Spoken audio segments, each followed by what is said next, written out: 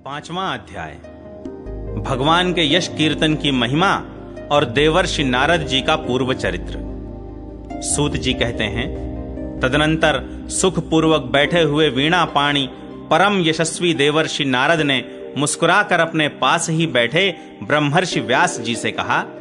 नारद जी ने प्रश्न किया, महाभाग व्यास जी, आपके शरीर एवं मन दोनों ही अपने कर्म एवं चिंतन से संतुष्ट हैं ना?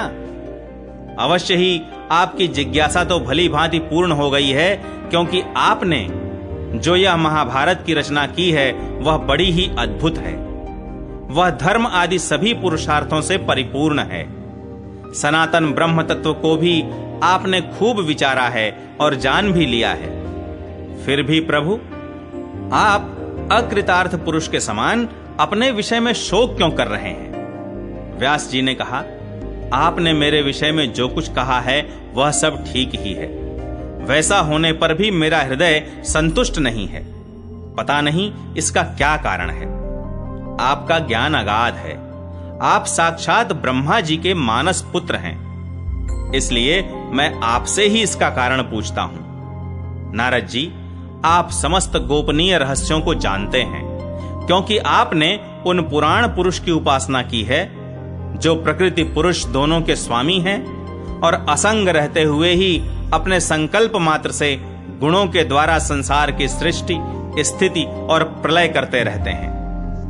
आप सूर्य की भांति तीनों लोकों में भ्रमण करते रहते हैं और योग बल से प्राणवायु के समान सबके भीतर रहकर अंतःकरणों के साक्षी भी हैं।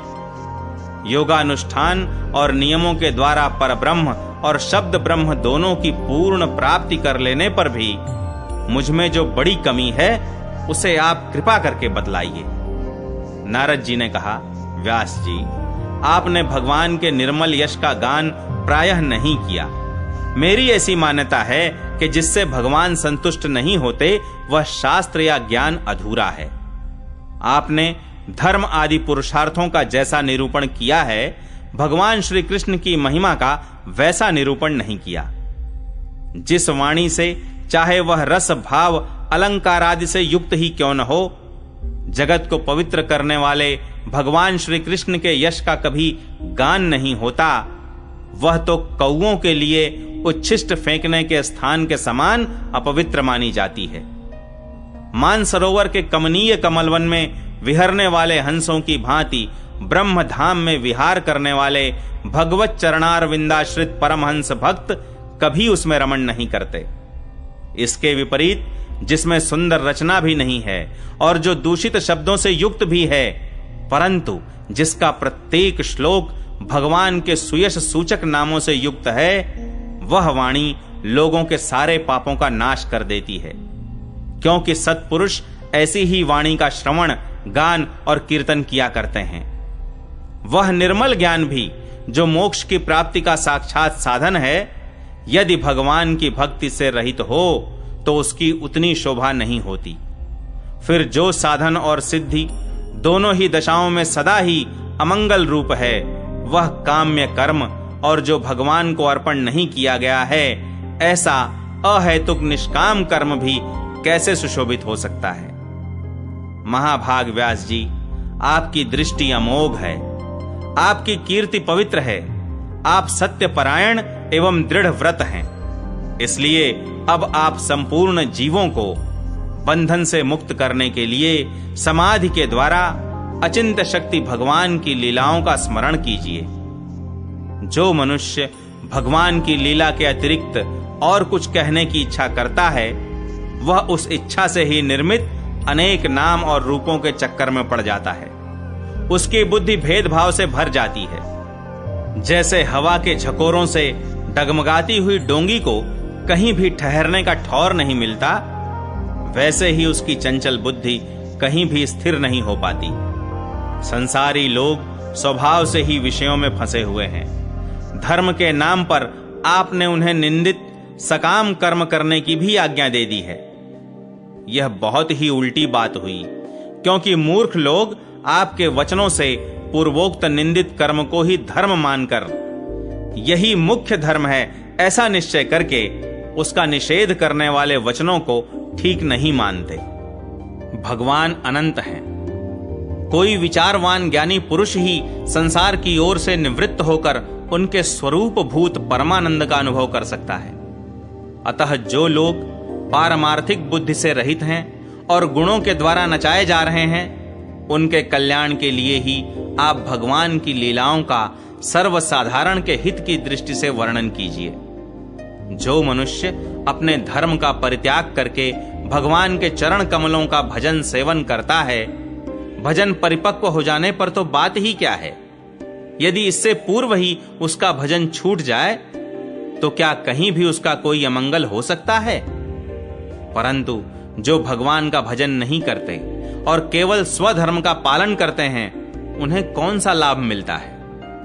बुद्धिमान मनुष्य को चाहिए कि वह उसी वस्तु की प्राप्ति के लिए प्रयत्न करे जो तिनके से लेकर ब्रह्मा पर्यंत समस्त ऊंची नीची योनियों में कर्मों के फलस्वरूप आने जाने पर भी स्वयं प्राप्त नहीं होती। संसार के विषय सुख तो जैसे बिना चेष्टा के दुख मिलते हैं, वैसे ही कर्म के फल रूप में अचिंत्य गति समय के फेर से सबको सर्वत्र स्वभाव से ही मिल जाते हैं। व्यास जी, जो भगवान श्री कृष्ण के चरणार विंद का सेवक है, वह भजन न करने वाले कर्मी मनुष्यों के समान दैवात कभी बुरा भाव हो जाने पर भी जन्म मृत्युमय संसार में नहीं आता। वह भगवान के चरण कमलों के आलिंगन का स्मरण करके फिर उसे छोड़ना नहीं चाहता। उसे रस का चस्का जो लग चुका है, जिनसे जगत की उत्पत्ति, स्थिति और प्रलय होते हैं, वे भगवान ही इस विश्व के रूप में भी हैं। ऐसा होने पर भी वे इससे विलक्षण हैं। इस बात को आप स्वयं जानते हैं, तथापि मैंने आपको संकेत मात्र कर दिया है। व्यास जी, आपकी दृष्टि अमोघ है। आप इस बात को जानिए कि आप पुरुषोत्तम भगवान के कलावतार हैं।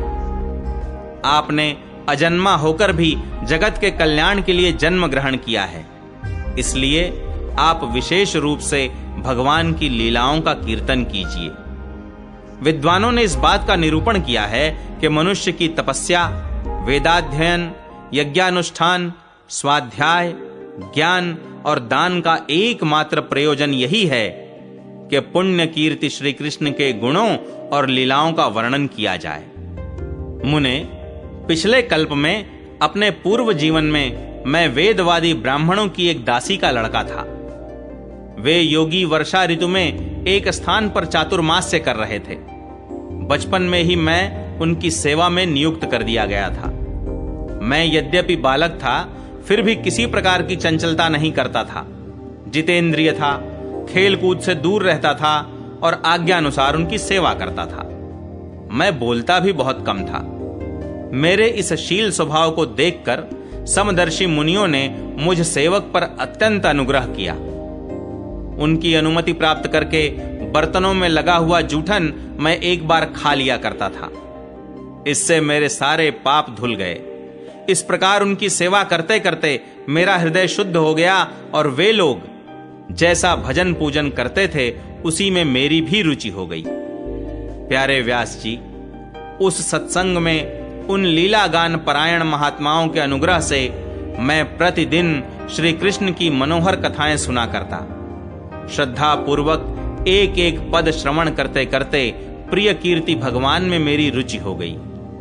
महामुने, जब भगवान में मेरी रुचि हो गई, तब उन मनोहर कीर्ति प्रभु में मेरी बुद्धि भी निश्चल हो गई। उस बुद्धि से मैं इस संपूर्ण सत और असत रूप जगत को अपने परब्रह्म स्वरूप आत्मा में माया से कल्पित देखने लगा।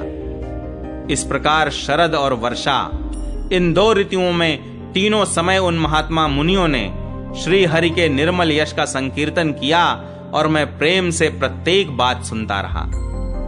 अब चित्त के रजोगुण और तमोगुण को नाश करने वाली भक्ति का मेरे हृदय में प्रादुर्भाव हो गया। मैं उनका बड़ा ही अनुरागी था, विनयी था। उन लोगों की सेवा से मेरे पाप नष्ट हो चुके थे। मेरे हृदय में श्रद्धा थी, इंद्रियों में संयम था एवं शरीर, वाणी और मन से मैं उनका आज्ञाकारी था। उन दीन वत्सल महात्माओं ने जाते समय कृपा करके मुझे उस गुह्यतम ज्ञान का उपदेश किया जिसका उपदेश स्वयं भगवान ने अपने श्रीमुख से किया है। उस उपदेश से ही जगत के निर्माता भगवान श्री कृष्ण की माया के प्रभाव को मैं जान सका, जिसके जान लेने पर उनके परम पद की प्राप्ति हो जाती है।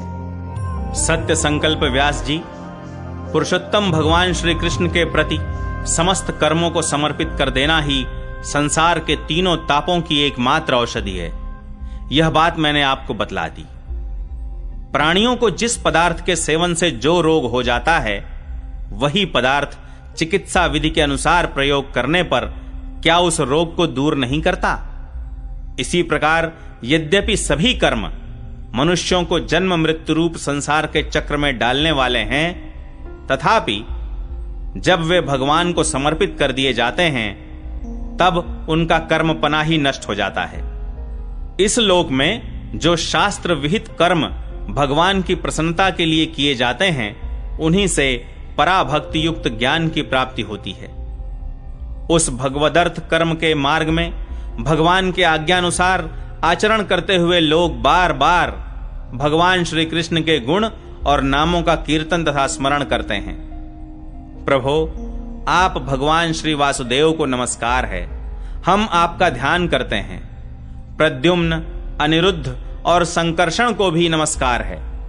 इस प्रकार जो पुरुष चतुर्व्यूह रूपी भगवन मूर्तियों के नाम द्वारा प्राकृत मूर्ति रहित अप्राकृत मंत्र मूर्ति भगवान यज्ञ पुरुष का पूजन करता है, उसी का ज्ञान पूर्ण एवं यथार्थ है। ब्रह्मन, जब मैंने भगवान की आज्ञा का इस प्रकार पालन किया, तब इस बात को जानकर भगवान श्री कृष्ण ने मुझे आत्मज्ञान, ऐश्वर्य और अपनी भाव रूपा प्रेमा भक्ति का दान किया। व्यास जी, आपका ज्ञान पूर्ण है। आप भगवान की ही कीर्तिका, उनकी प्रेममयी लीला का वर्णन कीजिए। उसी से बड़े बड़े ज्ञानियों की भी जिज्ञासा पूर्ण होती है। जो लोग दुखों के द्वारा बार बार रौंदे जा रहे हैं, उनके दुख की शांति इसी से हो सकती है और कोई उपाय नहीं है। 5वां अध्याय।